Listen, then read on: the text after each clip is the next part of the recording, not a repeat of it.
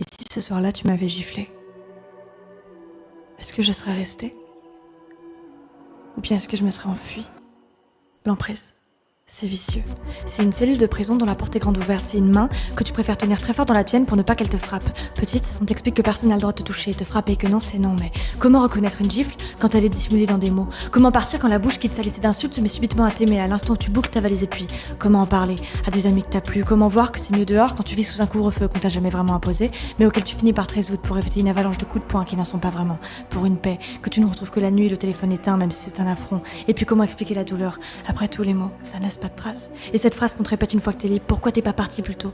Bah parce qu'il m'a pas giflé, tiens. Et qu'entre deux insultes, il y avait une caresse, un je t'aime balancé comme un justificatif. Alors cette chanson, c'est pour toutes celles et ceux qui semblent en paix, mais dont l'âme est couverte de bleu. Ceux qui ont réussi à se délivrer et qui se reconstruisent encore, ceux qui se sont encore coincés, et ceux qui cherchent la force de faire un pas dehors. Que reste-t-il de moi s'il n'y a plus rien à abîmer?